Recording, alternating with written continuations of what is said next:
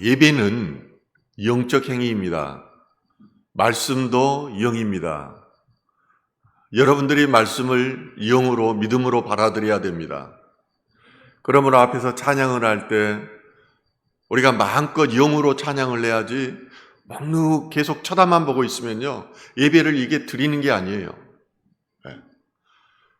여러분들이 예배를 드리는 순간에는 보이지 않는 영들이 활동하는 것입니다.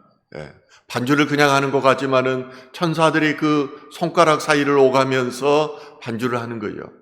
기도를 드리면은 기도의 함에 그것을 담아서 예수 그리스도 앞에 올려드리면은 이 기도를 깨끗하게 씻어서 하나님 앞에 다시 올려드리는 겁니다.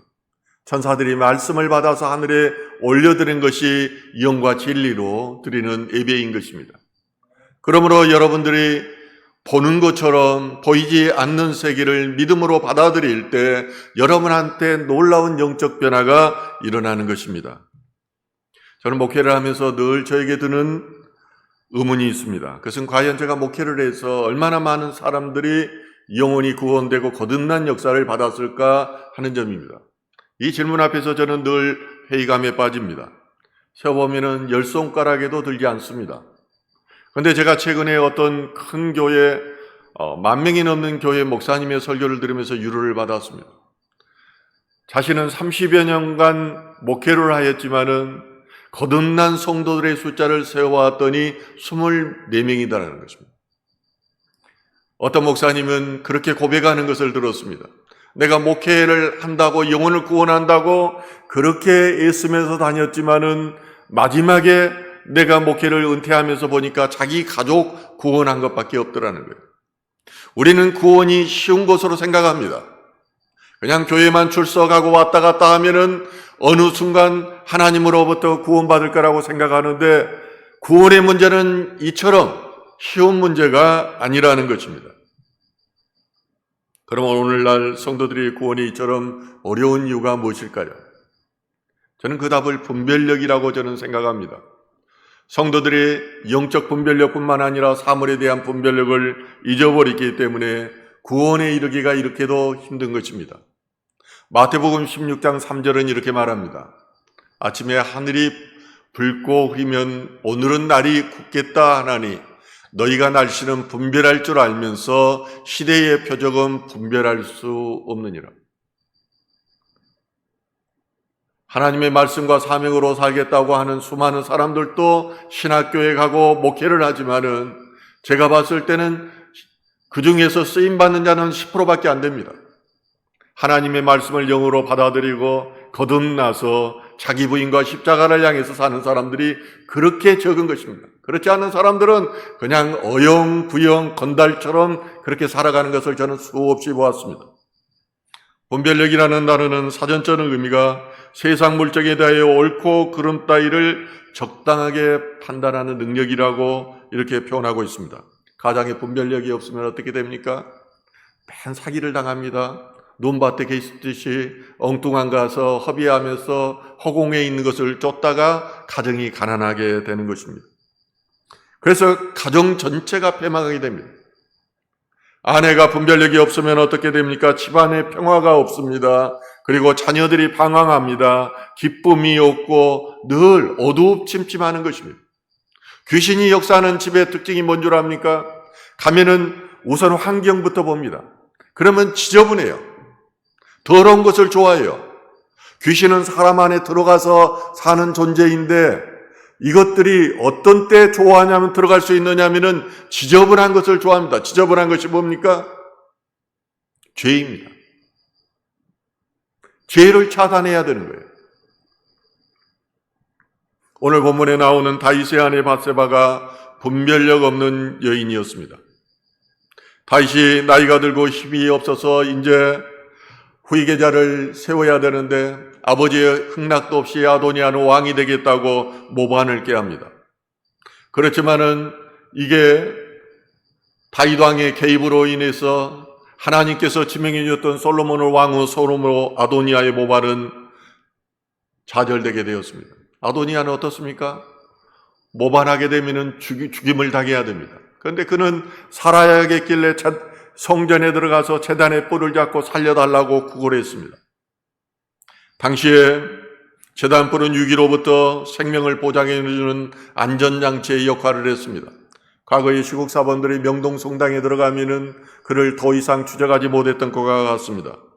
그러므로 오스만 제국에서는 새로 즉위한 술탄이 즉위하는 그날 밤에 호위병사들을 통해서 그의 형제를 교살하는 그런 법이 있었습니다. 형제살해법이라고 했습니다. 그래서 반란을 꾀하는 후계자들이 일어나지 않도록 정권의 안정을 꾀했던 것입니다. 하루는 아도니아가 솔로몬을 직접 찾지 않고 왕의 어머니 밧세바를 찾아옵니다. 어머니 밧세바의 말을 솔로몬이 순종한다는 것을 알고 그에 이용하기로 작정했던 것입니다. 처음에는 밧세바도 아도니아의 방문에 대해서 경계하였지만 그가 화평하고자 찾아왔다고 하자 마음의 문을 엽니다.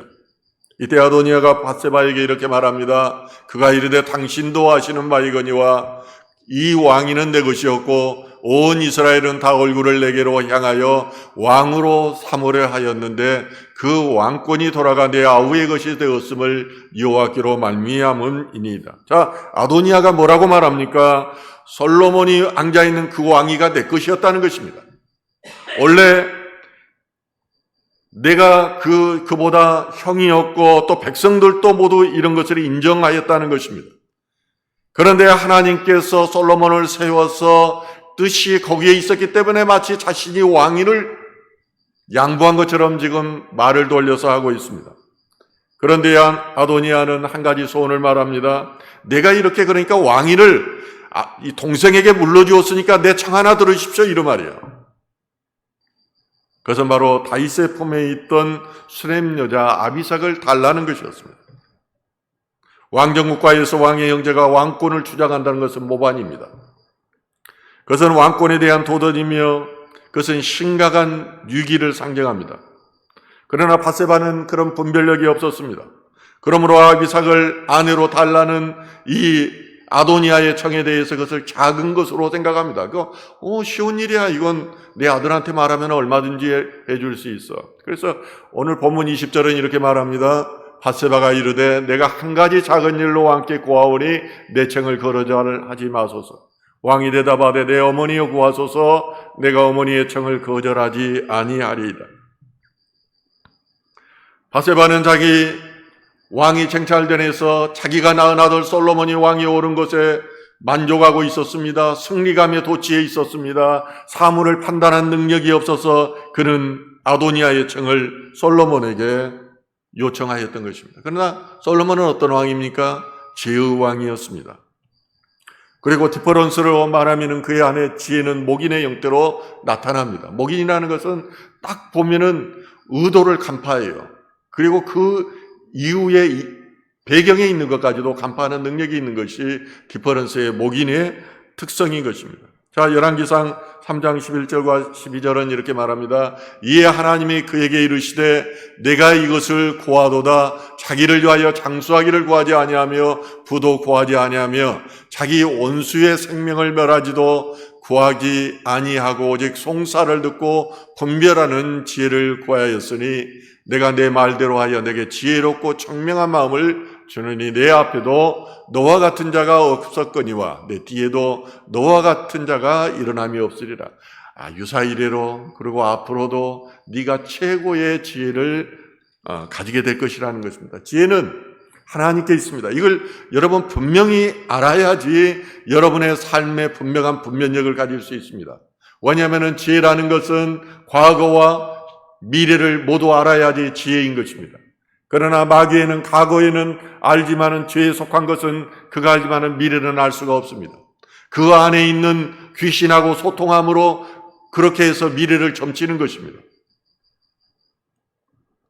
그러나 솔로몬에게는 하나님께서 하나님 안에 있는 이 지혜를 주었던 것입니다. 어머니로부터 청당을 받은 솔로몬은 아도니아의 교활한 그런 속내를 알아차렸습니다. 선친의 후궁을 달라는 것은 왕위를 노리겠다는 그런 의도로 받아들인 것입니다. 그래서 불같이 화를 냅니다. 자, 뭐라고 말하는지 한번 같이 읽어볼까요? 솔로몬 왕이 그의 어머니에게 대답하여 이르되 어찌하여 아도니아를 위하여 수넴 여자 아비삭을 구하시니까? 그는 나의 형이오니 그를 위하여 왕권도 구하옵소서. 그뿐 아니라 제사장 아비아달과 수리아의 아들 요압을 위해서도 구하옵소서 하고, 당시 관습에 따르면은 이전 왕의 처첩을 아내로 취한다는 것은 왕권을 이어받는다는 그런 의미를 가지고 있었습니다.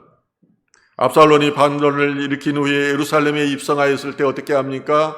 아버지의 어떤 다윗의 후궁 10명을 사람들이 보는 앞에서 옥상에 올라가서 그가 범하였던 것입니다. 이건 뭘 의미하냐면은 백성들한테 다 보라는 것입니다. 내가 합법적으로 이렇게 왕권을 이어받았다. 이제 더 이상 다윗은 왕이 아니고 내가 왕이라는 것을 보이려고 했던 것입니다. 이런 계략을 먼저 제사장이 알려줬던 거예요.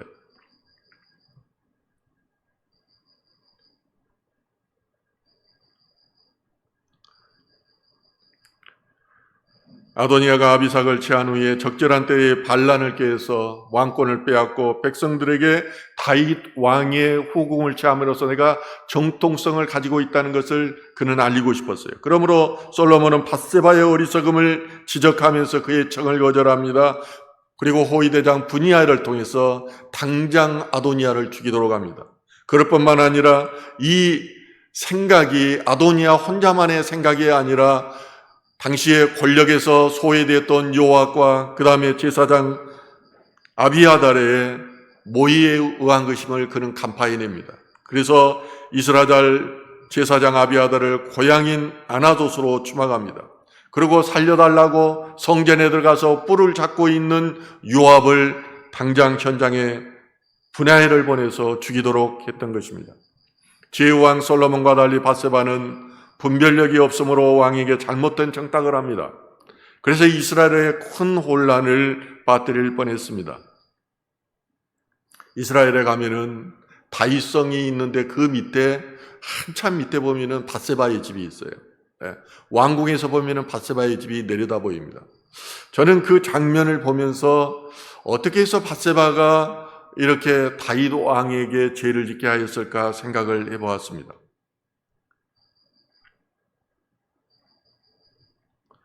다윗은 왕궁의 옥상을 거닐다가 목욕하는 밧세바를 보고 욕정이 일어나 그를 범하였던 것입니다. 당시 이스라엘은 전쟁 중이었습니다. 밧세바의 남편은 이 다윗 왕의 충실한 그런 장군이었습니다. 그리고 그는 전쟁터에 나가 있었습니다. 이런 상황 가운데 남편도 없는데 왜 밧세바는 사람들이 왕궁에서 내려다 보이면 다 보이는 그곳에서 목욕을 하는 것입니다. 당시에는 문화가 이렇게 옥상에서 목욕하는 것이 문화였어요.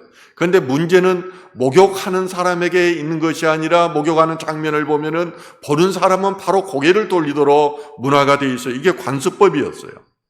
이런 문화적인 배경을 이유로 어떤 사람들은 밧세바가 다윗이 볼 수 있는 곳에서 목욕함으로 다윗을 유혹하였다고 이렇게 주장하는 학자도 있습니다. 그러나 저는 다윗의 이 밧세바의 분별력에서 이유를 찾습니다. 분별력이 없어서 그랬다는 것입니다. 어떤 조직이든 개인이든 분별력이 없으면 조직을 위기에 빠뜨릴 수 있습니다. 그러므로 착하다고 다 좋은 것이 아닙니다. 분별력이 있는 사람이 착한 사람보다 나은 것입니다. 신앙생활에서도 분별력이 없는 성도는 옳은 것을 그르다고 말합니다. 그런 것을 옳다고 말합니다. 옳고 그름을 분별하지 못하기 때문입니다. 이런 사람에게는 하나님의 말씀이 뿌리를 내리지 못합니다. 하나님의 말씀이 빛이고 생명인 것을 알지 못하기 때문입니다. 특히 영적 분별력이 없으면 평생 이단만을 쫓아다니다가 자기 재산, 모든 가진 것들 탕진하고 나누기는 허망하게 됩니다. 이단이 어떤 건 줄 압니까? 이단을 만들었던 사람들은 신비와 능력이 있어요. 이 신비와 능력이 어디서 나오는 거랍니까? 귀신으로부터 나와요. 귀신을 쫓는 두 가지 방법이 있어요. 자기보다 강한 귀신이 들어와서 그것을 쫓는 방법이 있고 또 성령으로 쫓는 방법이 있어요. 그런데 사람들은 기적과 이적을 보이니까 저 사람이 하나님이라고 보는 겁니다. 그를 쫓아다니는 것입니다. 한번 이단에 빠진 사람들은 영적 분별력이 없기 때문에 평생을 그것을 쫓아다닙니다. 달콤하거든요. 달콤함에 한번 빠지면은, 마약에 한번 빠지면은, 중독에 빠지면은 헤어나지 못하는 것과 같습니다. 이런 사람들은 한번 이단에 빠지면은 계속 이단만을 쫓아다녀요. 정상적인 교회 생활을 하지는 못해요. 저는 봤어요. 정상적인 생활을 하지 못하는데 나중에 보니까 그 사람들이 평생 동안 이단을 쫓아다녔더라고요. 이처럼 분별력을 잃어버린 사람은 주변에서 아무리 말해줘도 소용이 없습니다. 자기 지식과 자기 확신에 빠져있기 때문입니다. 들을 귀가 없기 때문입니다. 들을 귀가 없으니 말씀이 뿌리를 내리지 못하고 다쳐버리는 것입니다. 아무리 오랫동안 신앙생활을 해도 거듭남이라는 것을 경험하지 못합니다. 그래서 영이 죽어 있어요. 혼으로 살아요, 혼으로. 이런 것을 종교행위라고 말하는 것입니다. 성경은 파라독스로 가득해 있습니다. 하나님의 마음은 고와 가보와 나우근에게 있었습니다. 성경을 읽을 때 영으로 읽어보십시오. 하나님의 관심이 어디에 있는가 하는 것입니다. 하나님의 관심은 공의와 정의에 있었어요. 이것을 시편 1편 1절은 그대로 말해주고 있는 것입니다. 죄인의 길에 서지 하고 악인의 길을 쫓지 않고 교만한 자의 자리에 앉지 않는 것이 하나님의 마음에 있었던 것입니다. 다윗과 함께 했던 아굴람 공동체는 환난당한 자, 빚진 자, 온통한 자가 있었습니다.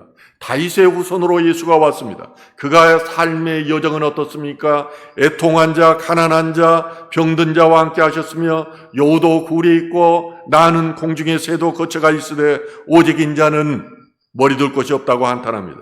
이것이 기독교 정신이고 진리이고 생명입니다. 이런 말씀에 비추어 판단해야 기독교적 분별력이 생기는 것입니다. 특히 세상을 판단할 때 그 사용하는 틀을 프레임이라고 합니다. 어떤 프레임에 세상을 보느냐에 따라서 세상이 달리 보이는 것입니다. 삼각형으로 세상을 보기도 하고 네모진 틀로 세상을 보기도 합니다.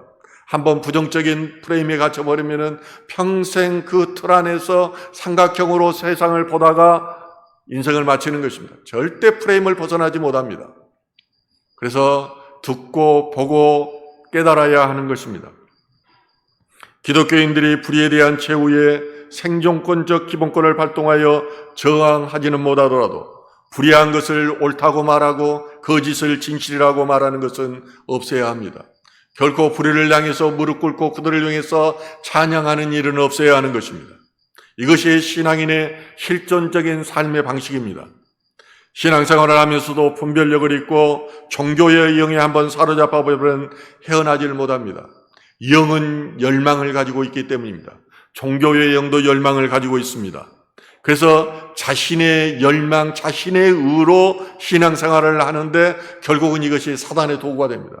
오늘날 많은 교회가 무너졌던 배후에는 많은 교회들 열심히 있다고 하는 그런 장로들에 의해서 교회가 무너졌습니다.